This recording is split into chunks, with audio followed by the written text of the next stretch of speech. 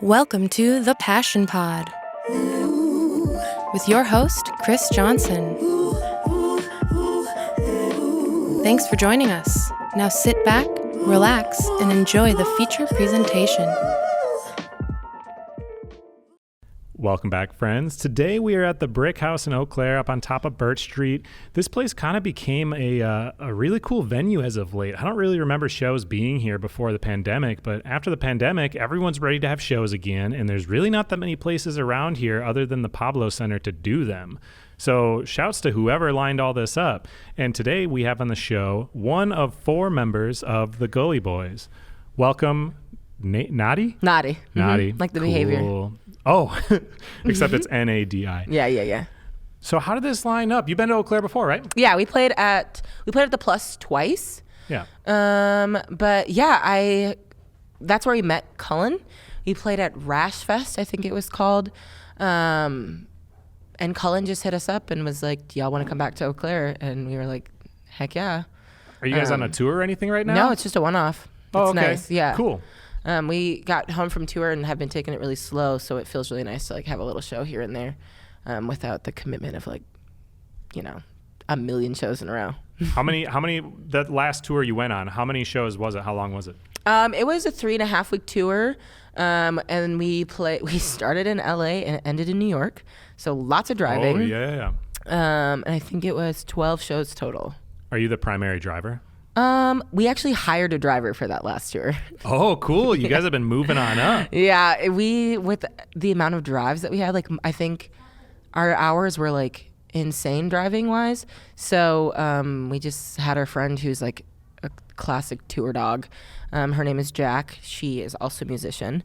And we hired her to come along, and she was like down for the chaos. So It was awesome. Awesome. Well, let's take it back a little bit. So you were one of the original three that started the band, right? And from what I understand, you were working at Ragstock. You guys kind of had a talk, you and Kathy, and she was like, "I want to front a band," and you were like, "I have access to drums?" Yeah, that's exactly what happened. Yeah, we were closing the shop one day, and I remember asking her like, "Oh, do you mind if we listen to Panic at the Disco?"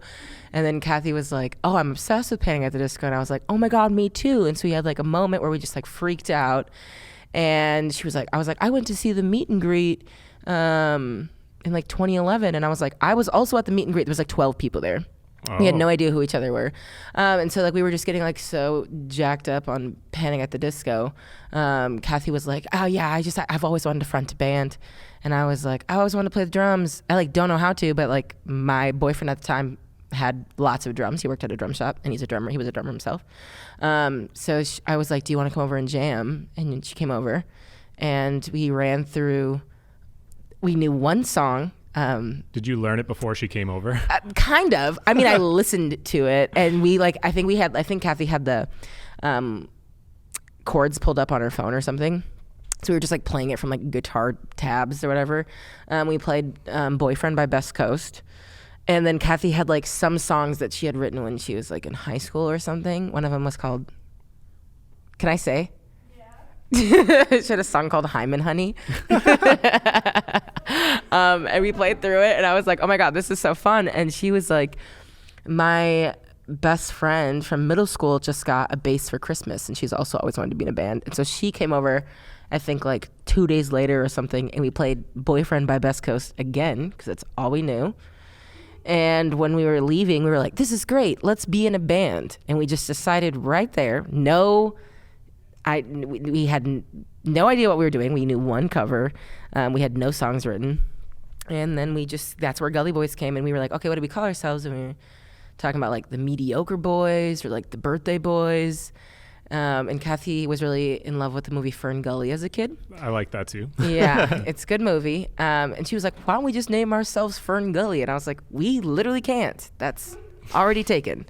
And so we were like, okay. And we were thinking on it, and they were leaving. And I remember I was like standing in my doorway, and Kathy like pops her head up over the like passenger side over the car, and she just yells, "Gully Boys!"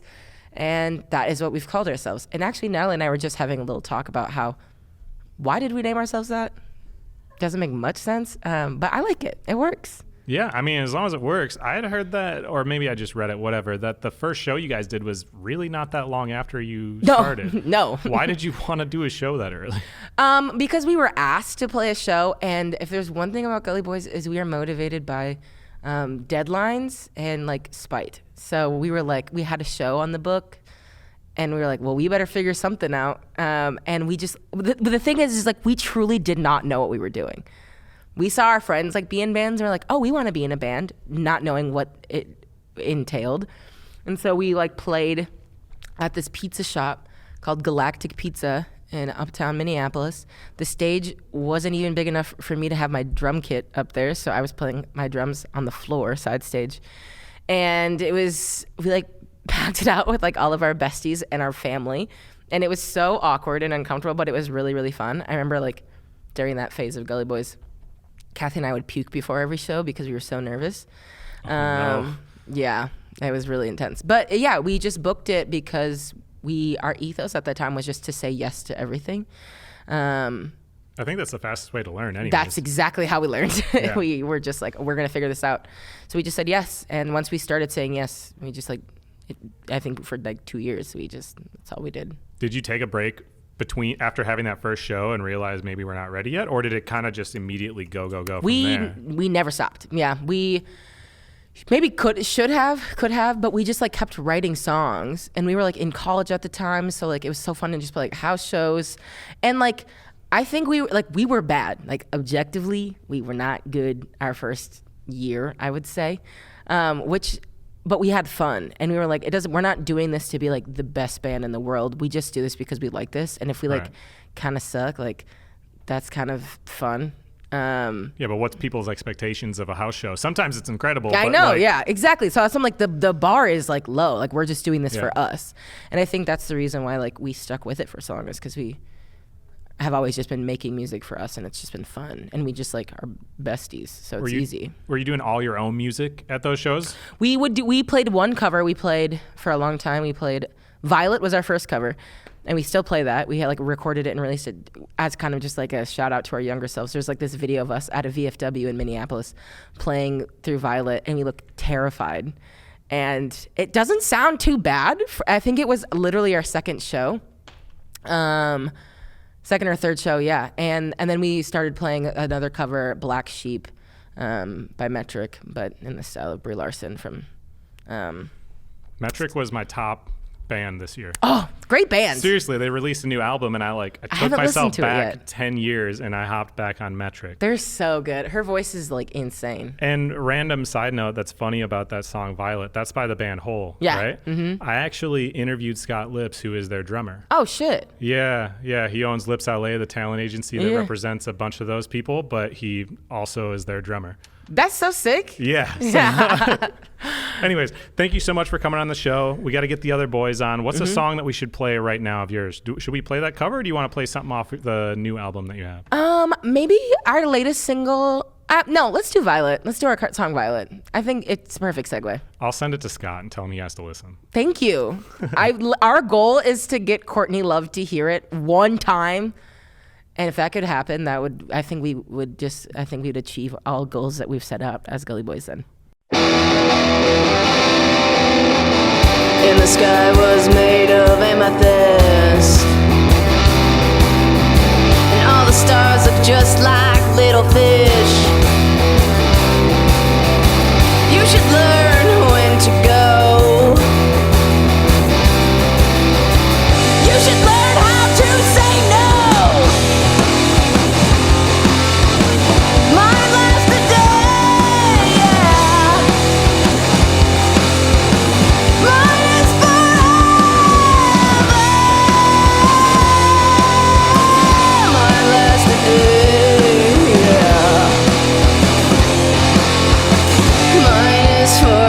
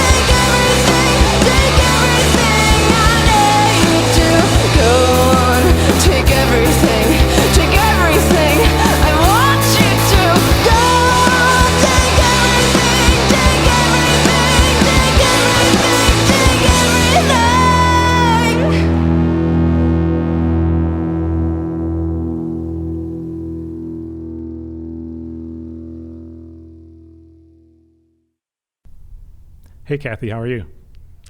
Good. Just here at the BFW with you. Thank you for coming to Eau Claire. Yeah, I mean, we've been here a couple times, and it's the closest place to my hometown, La Crosse. Oh, you're from La Crosse. Yeah, I'm from La Crosse, and we've played there before, but it wasn't so great. I just feel like people didn't show up, and it was early on when we were first touring. In La Crosse, you're talking about? Yeah, in La Crosse, but we just are not interested in playing there again. Sure. So why did you want to front a band so bad?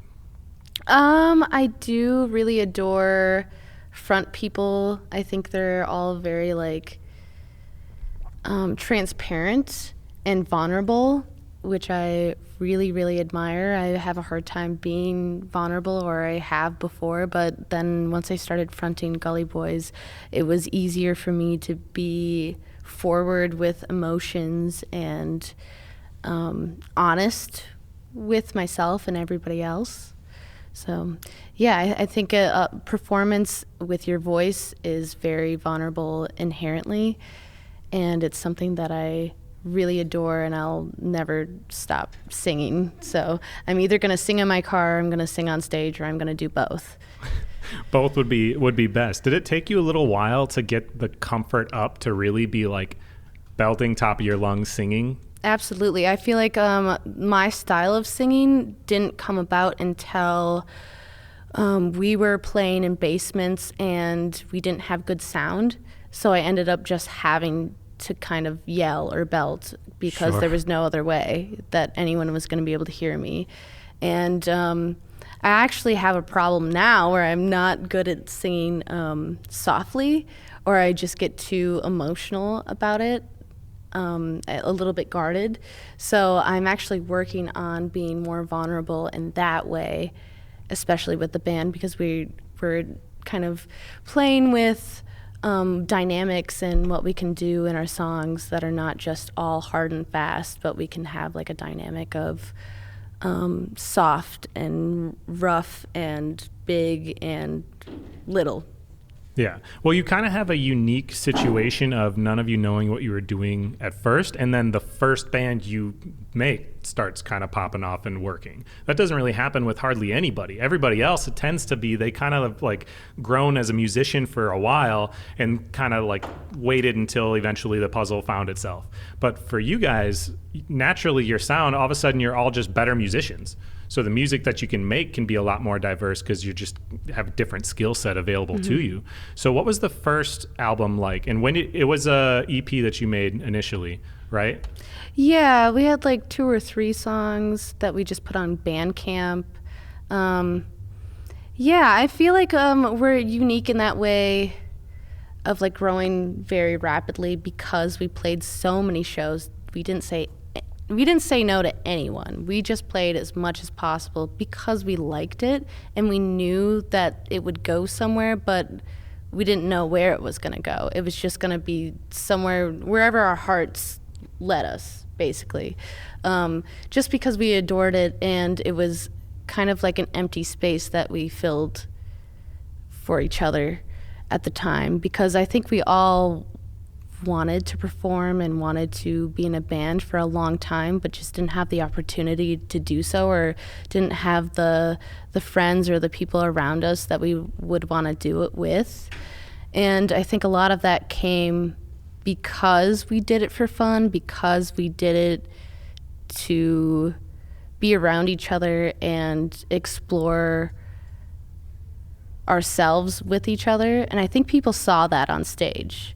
Even though we were kind of awkward, we didn't know what we were doing, people always saw us as like a little blossom of musicians. So I think Minneapolis was a great place for us to start because people believed in us, and it wasn't just because it wasn't just because we were trying. It was because we actually enjoyed it, and it was very transparent on stage. And I think that's true now too. We're just better at honing in on that. Yeah. Well, so you guys won an award 2018, right? Like best new Yes. music group or something. How did that kind of come up? So that was City Pages in Minneapolis, and City Pages is no longer a thing now, which is very sad because we loved all the writers there, and yeah, we were very honored to have that award. I remember in the morning I received a call from Natalie and Nadi, and we all just kind of cried over the phone because we're like, can you believe this? It was actually a surprise to us. Nobody told us what was going to happen. We had like a random photo shoot with somebody, and they were like, I don't remember what they said it was for, but we totally believed them. And they dressed us up. It was very like we had makeup and we had these outfits, and the pictures were amazing, and we had no idea what it was for. And then I think it was like 2 weeks later or something where it was announced in the morning that we were Minneapolis Best New Band, or Minnesota Best New Band for City Pages, and it just like floored us. We were like, oh my God, can you believe that we did that? We really did that? We worked for that and we got it? It was just like so otherworldly. We did not expect that at all. It was insane. Well, that was so early on in the journey, right? Because when did you guys form the band? 2017? It was like end of 2016.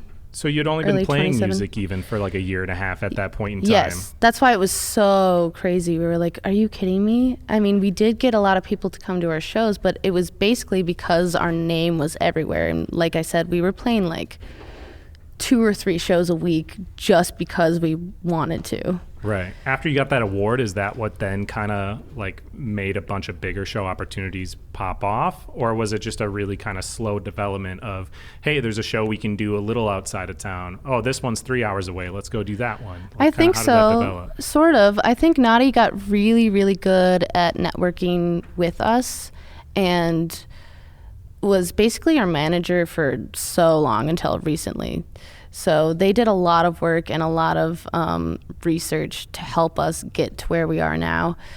I think a lot of it had to do with that award, probably because more like bigger bands started reaching out to us, or we got the confidence to maybe ask other bands if we could make a show. And also we had a point in time where Mortimer's in Minneapolis, they had just opened up their venue, their music venue. They were just a bar before, and then they opened up the venue part. Right. And we set up a residency for the first time. And so like it was like every Wednesday, and we got to curate every single bill with all the bands that we adored in Minneapolis. And so we basically just got to hang out with our friends every Wednesday. But I think that residency really kind of put us in a different place because we were so frequent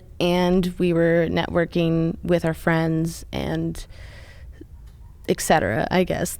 Yeah, I think that's kind of what did the most for us, not even just that City Pages award. Well, and I think that would be a huge learning experience, being on that side of it, of actually booking other people and kind of like, plus again, going back to the networking, who you know and who's doing what. If you're friends with this person and they're over there, you're top of mind with them for this opportunity. You know what I mean? And that's just kind of how it grows.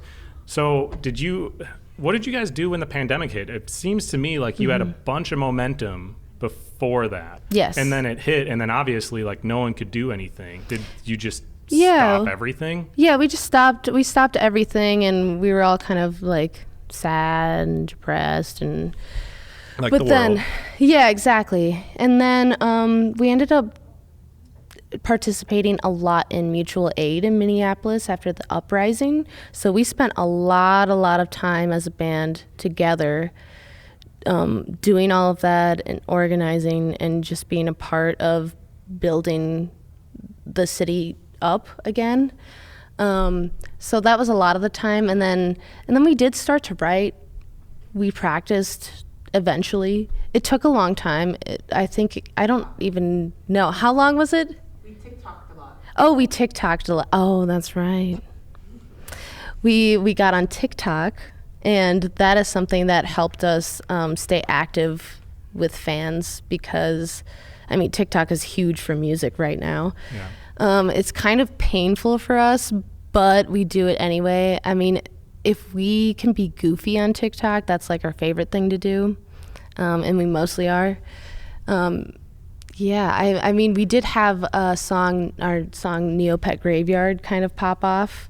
Was that because of TikTok? Yeah, because of TikTok. Oh, okay. There was a storyteller who used our sound because she really liked the song, and it got like, I don't know, 2 million views or something. And it was an interesting story. I liked it.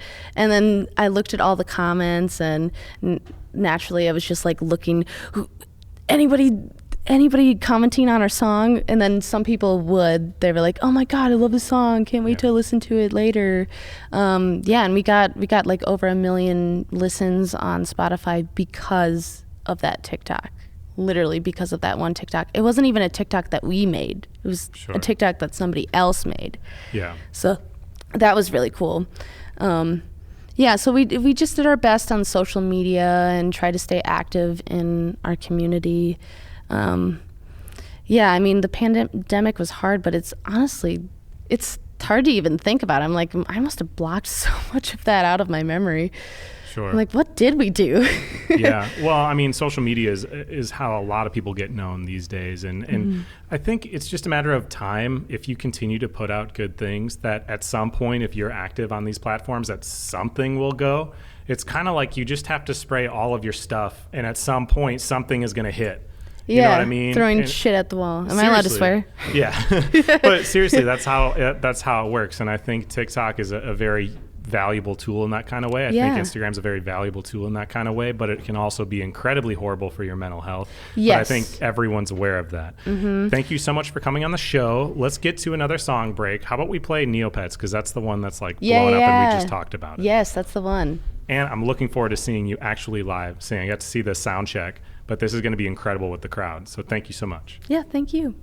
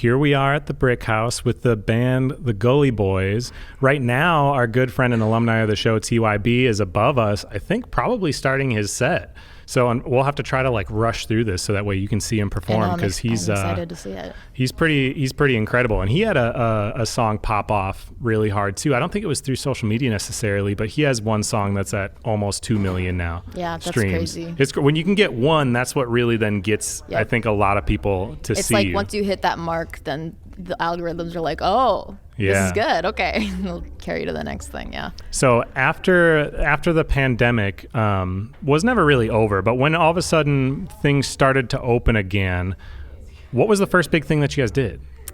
I think I can remember some outdoor shows that we did, but it still was very cautious. I think the first thing that we did that really felt like taking a step out of our comfort zone was going on tour again. And we went on tour, I believe, in October of 2020? 2021 with our friends, the band The Sonderbombs. And honestly, I don't remember that tour very well. What? Oh, that's right. We went down to Fest, thank you, in Florida. I do remember it. The tours all kind of blur together after a little while. But that one was very, very much like being very cautious with the mask and trying to be outside as much as possible. But just being on the road again, it was crazy to see every city treated the pandemic so differently. Yeah, I was just going to ask that because when I was traveling during the pandemic, I did quite a bit of camping and road tripping and stuff because that was kind of the appropriate time to do it. Yeah. And some states, it was like it didn't happen. Yep. You know, how did you manage that when you're playing a show there where, like, put it this way, this actually happened to me. I went into a gas station. I forget which state I was in, but I went into this gas station. I was wearing a mask because, like, federally you're supposed to wear them, right? There's two guys there at the counter, and one of them looks at me and he goes, "What, are you going to rob me or something?" And I was like, "What?" And he goes, "Take your stupid mask off."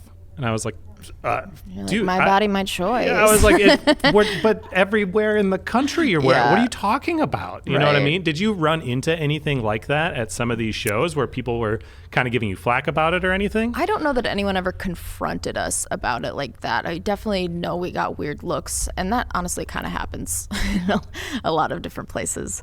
But I think we are pretty adamant about this is how we're doing it, and we would especially with it more becomes an issue at venues. We want like staff that's interacting with us to wear a mask. Even still, especially now cases are spiking again. We're in a big crowd, we're in a lot of different places. We're at very high risk for getting this, so we try to stay careful. And I don't know, I think we've gotten used to, people rolling their eyes or act in a certain way about it. Well, it costs a lot of people a lot of money, a lot of time, a lot of energy to go on a tour, for people to line up all these shows and everything. It kind of makes sense. I've been seeing, whenever me and my partner Bree, we had gone to see the show, and Ronnie Radke was the singer of this band, Falling in Reverse, and she was telling me about how he just couldn't sing. One of the days, not long after the stop that we saw, right? And they had to cancel the show because he just couldn't sing, you know what I mean? For whatever reason, he got sick, and people got all pissed off about it. And I guess it got me, the gears turning on like, well, this is kind of the perfect excuse now to just start wearing masks when you're on tour. Totally. Because you are going out and being around so many people. You don't want to risk getting anything, let alone COVID, just anything at all. Right. And I think especially before the pandemic, but even now touring, since we do tend to get sick on tour. Your immune system is down, you're traveling, you're under a lot of stress, you're not getting enough sleep, you're drinking. The mask has just kind of become the norm on tour, especially in a crowd. I don't know how long it's going to be before I don't wear a mask in a crowd. It just seems like common sense now. Even pandemic aside, it's like flu going around. I don't know. I have grandparents with RSV, and I don't know. It's just seems like a smart thing to do. Yeah, no, I totally agree. So how long was that tour? Or in general, you've been touring kind of like ever since. Actually, so the question that I'm thinking is, I would assume before that you all kind of had regular jobs, right? Yeah, we've had regular jobs the whole time. We're not full-time musicians professionally. How do you balance that? Like, do you're you know what I mean? Because no employer is going to be cool with you just being gone for an extended period of time. Well, I think Nadia and Kathy both have jobs where they can work from home. So they'll work on the road, which is horrible. Yeah. I mean, it seems like a very stressful thing. I work for myself, so I clean houses and I work for myself. So when I need to take off time, I just tell them I'm going to be gone. And was there ever like a time where it specifically like kind of clicked, like this is going to be the career though moving forward, and this is what I want to put all my time and energy into, rather than now any other job is just kind of supplemental income that's going to be there until I don't need it? Was there a time that kind of switched? I don't know necessarily. I think it's always been like I need money to pay my rent. And we're not, I think the band just has kept us so busy gigging and touring that there hasn't been time to like be like, do I want to go back to school or do I want to do something else? I don't know that it was ever a decision, to be honest. It just kind of took up a lot of time and we kept enjoying it. And now it's been 6 years, so. Yeah, it's just snowballed and snowballed. Yeah. So what's the biggest one that you've played? Was it South by Southwest? Biggest gig? Yeah. No. South by Southwest was not it wasn't a bad experience. It was just chaotic and not worth it. Sure. I think we've said a lot about how much money it costs to go to South by Southwest and how much you're getting out of it. I don't think we got anything out of it. We had a good show, but it was, what's that? $500. We got $500. $500? For one show. For one show? I thought we just got Whoa. passes to... Nope, that was because the venue itself paid for it. The pass the mic paid for it. Oh, yeah. So that wasn't even South by Southwest that we got money from. It was like the person who hosted the show that we did at South by Southwest. I don't know. Anyway, that was a mess. Our biggest shows have probably been at home. Minneapolis really turns up for us. And one that I can think of was, I think back in the spring, Minneapolis has an arts festival called Art-A-Whirl, and we played a show at Able Brewing. And that was one of our first shows back where it was just a huge crowd, and it was really awesome to see. But yeah, we've played some other ones in the main room. We've opened for big bands. We opened for the Hold Steady, and that was a pretty big show. I'm blanking. Our headlining, Fine Line, you sold it out. Oh yeah, we did. We sold out the Fine Line. Daisy the Scouts in New York. Daisy, we played a show in New York. No, I'm just going listing shows.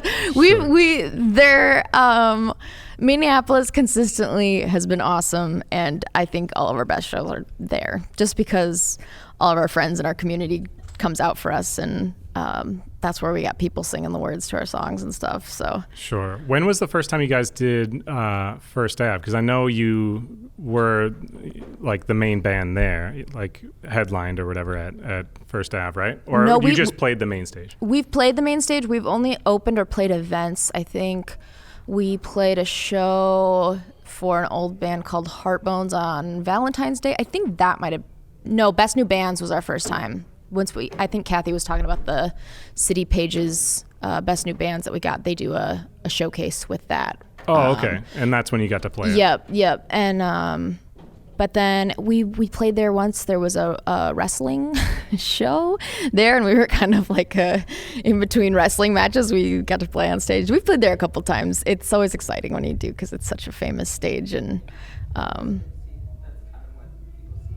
Our residency at 7th Street. oh yeah. So they have a smaller venue called 7th Street Entry off of the main room, and that's kind of our home space. That's where we've had sure. residencies, and we have a December residency that we normally do. We're not doing it this year, but in the past we have, and Sure. it's kind of our home turf. In being in Minneapolis, I imagine like one of the goals from the get-go is to play First Ave. Totally. So since you've done that, where are the goals kind of now within the Midwest? Of course, you want to grow and you want to play internationally and everything, I'm sure. But as far as your position within the Midwest, where are your goals at with it? I think mostly Chicago. Chicago's like a market up from where we are. I think we have a ton of listeners there. So it's all about, you have to build to get to the point. Unless you like blow up because you have a hit song or something, you have to kind of grind in a place for a little while to build up a fan base. And that's what we've done in Minneapolis just because we've been there. Right. But now, yeah, we're close enough to Chicago. It's like about 6 hours that we can, go up for a weekend or whatever and do that. And we've played there a lot, but I think, yeah, being there consistently and like kind of getting people to see your name in a space again and again. Yeah, I mean, people always think that it's just one song that's going to pop off, but really, pretty much everyone I've ever met that has blown up in that kind of way, they were continuously doing all these other shows and stuff in the meantime, right? Yeah. So it's like they're grinding. Eventually, something is going to hit. It's just a matter of if time. you don't do it that way, if you just have a one hit, it's like winning the lottery. It's like that, you can't count on that happening, you know? Like Right, you yeah. see it, especially with TikTok, someone will have one song blow up, but I think I've heard that statistically, you're more likely to win the lottery than do that. So yeah, the grind is real, and we've been doing it, and it has gotten us where we are. But that's what puts you in a good place when you then do grow and you play bigger venues and stuff, Totally. right? Because now Totally. you know how to handle everything Yep. different. Now Kathy knows how to project her voice, Yep. you know what I mean? I think gotta it would kinda be do all very that. overwhelming to have a song blow up and not have the experience of what it's like to tour. It's hard. It's hard work. Yeah, for sure. Yeah. When did you eventually get a tour manager and everything to step in to start lining up some of those things for you? I think post-pandemic, I don't think before the pandemic we really had anyone helping us out, but since the pandemic, we've been through we're on our second booking agent, and we've got a manager that does a lot of the administrative stuff for us that we don't want to do. But yeah, I think 2021 probably is when we started doing that kind of thing. Has that really just opened up your ability to be more creative and focus on the creative process then, rather than getting burnt out on sending all the emails? Because that's kind of where I'm at with booking different, you know what I mean, interviews and stuff. I spend so much time on that. It sometimes can burn me out before I can even get to the part that I want to do. Honestly, that's a question for Naughty. Naughty was pretty much managing us before. They've got the music business degree and the know-how Sure. and the social skills. So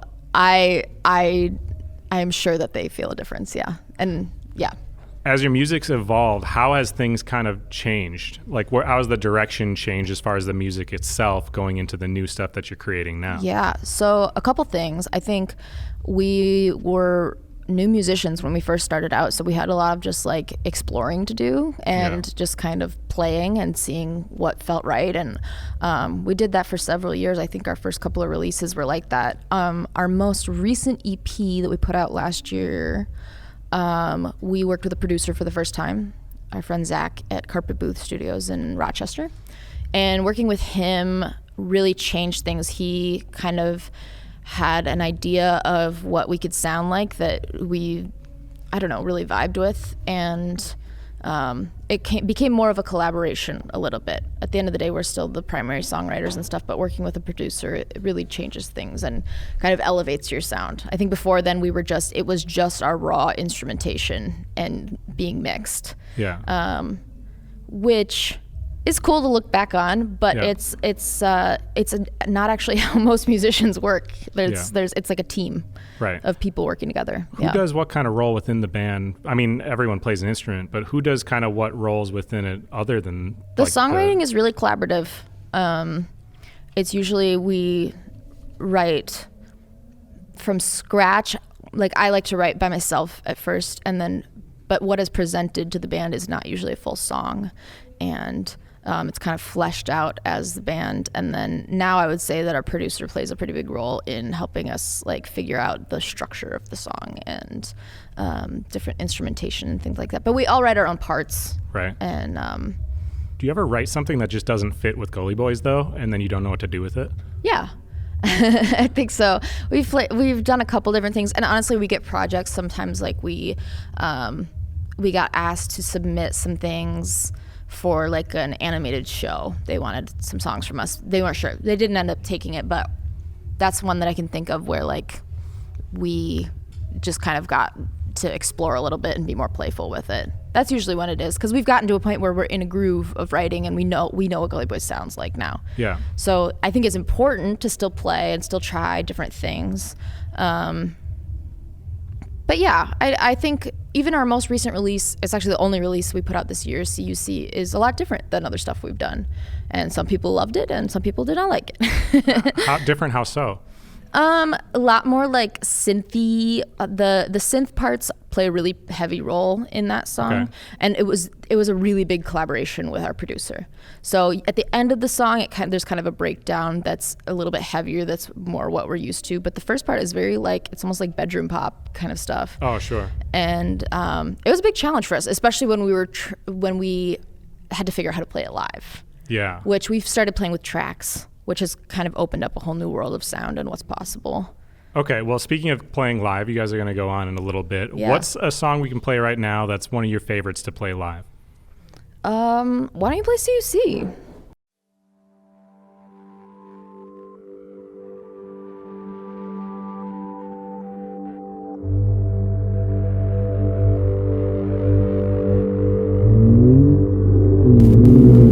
She's so high, says it's the only time. She isn't seething, she isn't needing some kind of holy sign.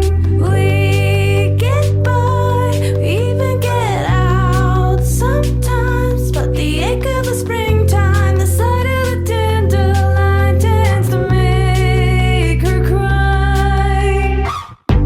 Oh, I love to take you back to the day that they hurt you, so you can look yourself in the face. See, you see all that hurt. It's feeling I see it too. See, you see all that hurt.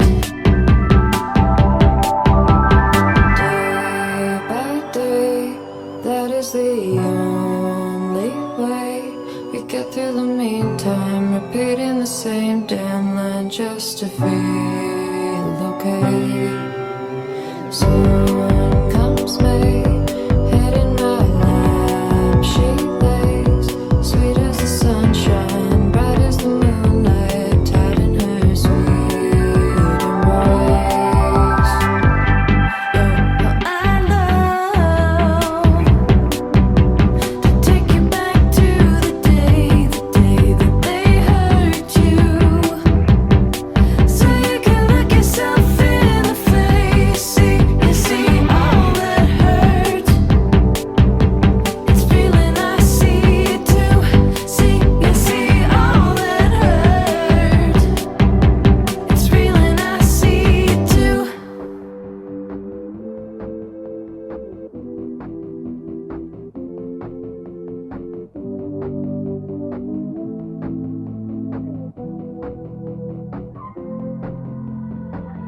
Like seeing the sun after a long winter. Like seeing the sun after a long winter. After a long winter. After a long winter.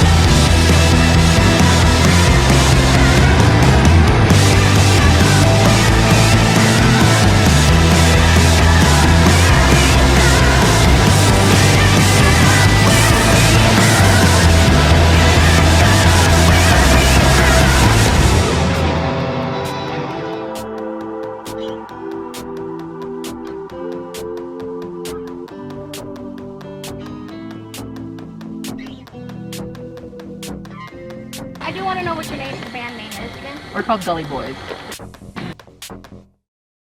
I think Eau Claire is so lucky to be having so many bands come through now after the pandemic. These other venues, such as the Brickhouse where we're at, have been starting to take on more spots. The Pablo Center, we've been having some really big names come through, so you're going to have to try to play at that location here at some point. And Cullen, with Converge Radio, which is where this show airs as well, has really put in the work with all the networking and booking and getting all kinds of people to be able to come through. So shouts to Cullen for making this happen. So welcome to the show, Mariah from the Gully Boys. Thank you. Thanks for having us. When did you get it? Because you joined the band later. If you Google Gully Boys, you see a whole bunch of pictures of the first three. Oh, yeah. And then all of a sudden you popped in at some point. When did you join the band? Hi. It's officially been a year. Oh, cool. Yeah. When was the anniversary? I don't know the official anniversary. I think it was probably the first official member show that I played with them was the residency that we did at 7th Street Entry last year. So okay, cool. Honestly, probably close to a year on the dot. And what do you play? You play guitar? I play guitar, yeah. Okay. Did you play in other groups before? Yeah. I've been playing in bands for 10 plus years. Yeah, so you're really the experienced one, actually. Yeah. You're the baby, but not so much. I'm the baby, but not the baby. So did they just reach you? Did they slide into your DMs like, hey, we know that you're really good. Come join us? How did it all kind of happen? Honestly, basically, yeah. I think I found out I think it was as they were recording Favorite Son EP. They had a lot of guitar lead lines that they needed someone to play, and we're looking for a new guitarist. And I knew Naughty before, just being queer and living in Minneapolis. Everybody kind of knows Naughty, but they hit me up and were like, want to audition for Gully Boys? And I'm like, yes. I remember I sent them a video of me playing guitar on one of their songs off the Favorite Son EP. And that was right before the pandemic happened. And then the pandemic happened, and that kind of put a little pause on things for a while. But so yeah. Did you join before or after the van got stolen? After. Because I guess I would love to know more of the story of that. Do you know anything about what happened? I just remember seeing on Instagram that all of a sudden the van got stolen with everything in it. Yes. So did you guys buy another van? We did buy another van, yes. Yeah, I know. I was, it was me and this other guitarist from Bugsy, Emily. We were playing both, and Emily was on that tour with them when the van got stolen. It got stolen at home though, right? Yes. In Minneapolis? In Minneapolis, yeah. And then there was a big, we were, on the news and shit. Everyone's keep an eye out for local band Gully Boys has their van stolen. And I was my dad was watching, Care 11. He's like, is any of your stuff in here? I was like, thankfully, no. But, it got stolen. And then did you they ended up finding it. So what happened was the people that stole the van tried to do the thing where they sell the gear. Yeah. And so they sent somebody in with Natalie's bass, and obviously right when they tried to do it, rang the alarm basically. So we did end up getting Natalie's bass back, but nothing else because the other guys drove off, right? Right.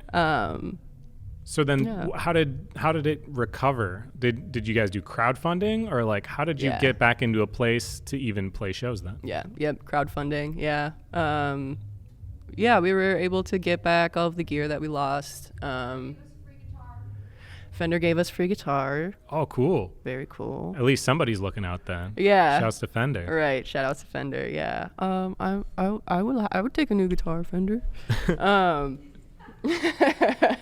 So you were almost brought in as a studio musician briefly for writing or for doing that album, right? That's because that's what they needed initially. Well, they had everything written though already before I came in. So I didn't write anything on Favorite Son. But they needed somebody to play those parts. So since then, that was the last project that you guys put out, and now you've just been performing and traveling all over with it, right? Are you guys working on new music? Yeah. Oh, okay, cool. And so you've gotten to have a little bit of a hand in writing some of that? Yeah. I got to do our latest single, CUC. They started it long before I was around, but I got to finish it with them and play some guitar on that too, which was cool. But yeah, I'm really looking forward to continuing the writing process and finishing up some songs in the next like couple months here. Songwriting's kind of like my bag. I do some like producing and stuff too, so cool. It's fun to finally like really collaborate. Like one night, me and Nadia had a writing session and just like banged out this song. I'm really excited to like actually record it, but yeah. Sometimes that's where inspiration comes. I paint a lot, and one painting I was working on took me a year because I had to keep coming back to it and restarting it, and I don't even like it even though it's done. And then once I was done with it, it took me literally 5 minutes to think of what I wanted for the next one, and then it was done in 3 days, and I like that one way better. Yeah. So sometimes that's just kind of how it comes.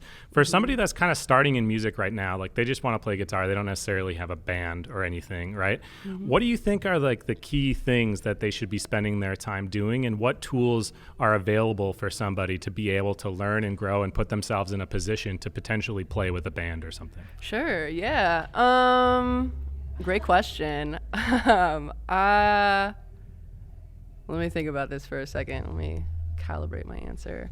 I think that really when you're just learning your instrument and you're at home, like all of us, when we pick up an instrument, it's usually by yourself first, unless you like already have lessons lined up, which is rare. But like for me, we just like had some instruments around the house from when my parents tried to get my older siblings into music, and they like weren't super into it. And I was like, oh, look at this guitar. Let me pick it up and try to play with it on my own. And so I think a lot of that, like, you have to be doing it for the right reasons, right? Like someone that's like, oh, I want to play guitar because I just want to like look hot on stage and be really famous and rich. Like that's like, first of all, not how it works. Second of all, like, it's just, it's so much, people can tell when you have integrity versus when you don't, you know? And I think, for someone that doesn't like have musician pals in their life, it's honestly like when I was in high school starting bands, it was just like I just recruited all of my friends, whether they like played music or not. Like, we're doing this. So it really and that's how Gully Boys started too, right? They were all friends first and then played music with each other after that. And I think it's really important, especially when you're starting out, to be playing with people that you feel really comfortable with. And if you're like in a small town and can't find people, like the internet is a place that is like super loaded with a bunch of resources, like especially for learning an instrument. I had a friend who is one of like the most incredible drummers I know. He like self-taught himself only using YouTube videos. And he's crazy good. So it's like, you don't need a lot. You just kind of need the drive to do it, and hopefully you can find people that are willing to do it with you. Yeah, I think if you're like willing to be bad at something and try something you know you're gonna be bad at, I think that's one of the faster ways to be able to kind of get better too, because different things are gonna hit and are gonna feel right and are just gonna come naturally. But if you only stay in that lane forever, you're really not gonna grow and diversify what you're able to do. So putting yourself in a position of like, I'm just not gonna be good, but this is something different, that'll help me. I talked to this other guitarist, and he had said he kind of like split time when he created and would play like scales or whatever, say for like 1 hour, right? Would do something that it's just right in front of him. I have to do this just to be better with my fingers or whatever. But by doing that kind of gave him the energy and the creative juice to be able to make his own stuff. How do you handle with creating? Do you come into creative blocks? And if so, like, how do you kind of manage it? Sometimes, with when it comes to music, if I'm hitting a creative block, I usually just sort of like switch modes, I guess, kind of similar to what your friend does. Like if I'm stuck on a song, it's like, okay, I have an A section and a B section. I don't really know where to go from here. Like you can just set it down for a moment and like come back to it later. Or like for me, if I'm like playing guitar and it's like, I am just doing this muscle memory thing. Like I don't feel very creative with it. I'll go and draw or something, or I'll go and I'll like play piano, which I don't really know very well, but it's, you know, it kind of puts your brain, it kind of like reframes your brain in a way that allows you to not be stuck in your same ruts. Yeah. So when you're around other people, they have an influence on you naturally, right? Since joining the band, how have the other members influenced who you are as a person? How have you kind of changed over the last year? Yeah. Oh, wow. That's such a good question. This is so cute. I was actually thinking about this a lot because of my year anniversary of being in the band, right? I was like thinking about all of the things that I have learned being in Gully Boys. And I think, honestly, one of the bigger ones is like to really, really not be afraid of failure. It's like I've played like so many terrible, shitty shows in my lifetime, right? But like, there's something to be said about like I was a Gully Boys fan before I ever joined the band. Like me and my partner met at a Gully Boys show in 2018. Whoa. Yeah, so it's very like full circle, like serendipitous type shit. But it's and that too of like it's so important to play with people that like get you, and especially as like a femme person, non-male in this industry, like a lot of shitty misogynist shit goes down. So I've never played in a like all femme band before, just because of the nature of how that goes. But it's like so amazing when we're like on the road and like I don't have to worry about like, hey guys, I gotta get tampons. Like, no, we have a big ass cup with tampons in the front. Like, everyone's good. And so that's been very refreshing, especially because like in like formal music education, it gets really, how do I say this? Misogynistic, I guess. Yeah, just like flat out. And it's nice to not have to feel like I have to continually prove myself to people. Like, I think there's this kind of inherent trust in our dynamic, especially now, that like I feel so safe with them, you know? Yeah. Yeah. So it's the importance of playing with people that you care about, that care about you. The importance of like rocking the fuck out too. Yeah. Like I've played like a lot of different genres, like I don't know, indie pop is kind of like where I've spent the most time, but like doing some jazz and stuff too. But like I'm a singer as well, so I've always kind of just been pushed into like, oh well, you play guitar and you sing, so obviously you should be the front person, right? But in Gully Boys, I get to just play guitar, which has also been like so like freeing for me, and has really like changed my relationship with the instrument, honestly.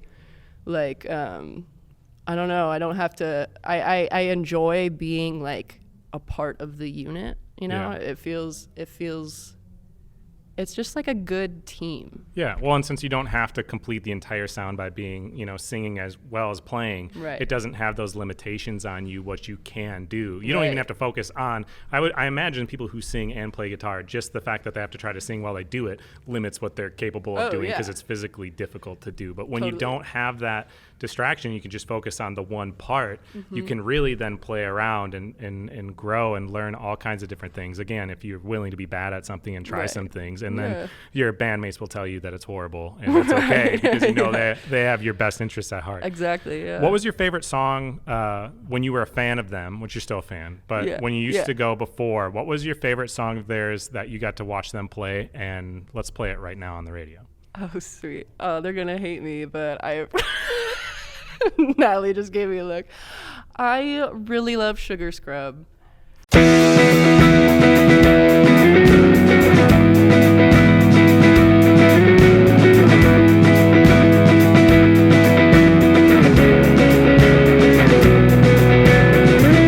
Hold on, please allow me to sugar scrub my brain so I can feel this light, 'cause that'll fix it right.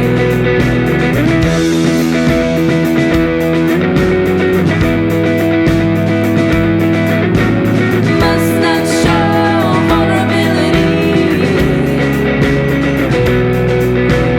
Take that right out of me. Every trace of your face says it all. As we twist our wrists into subtlety.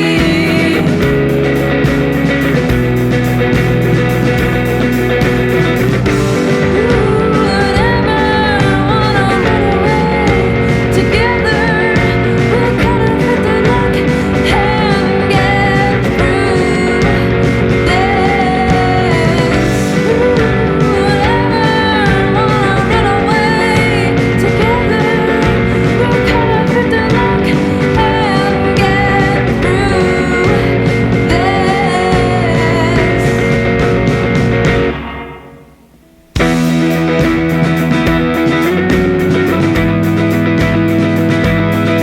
Losing love found in the breath you leave behind.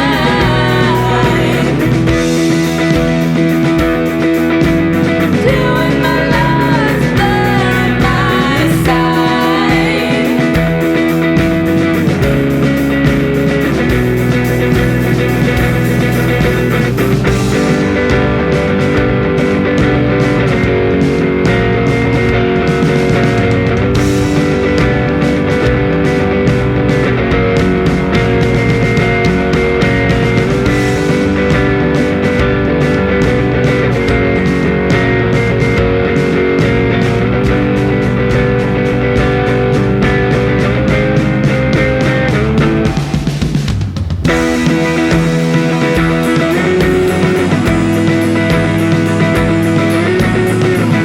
Hold on, please allow me to sugar scrub my brain so I can feel this light, 'cause that'll fix it right. Hold on, please allow me to sugar scrub my brain, scrub my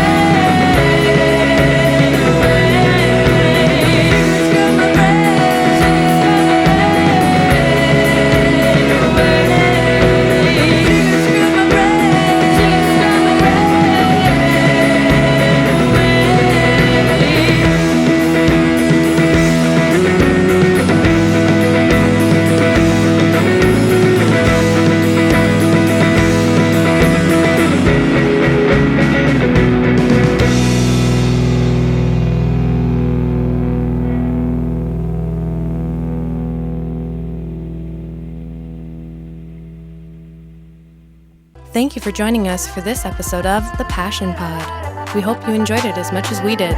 We'll see you soon.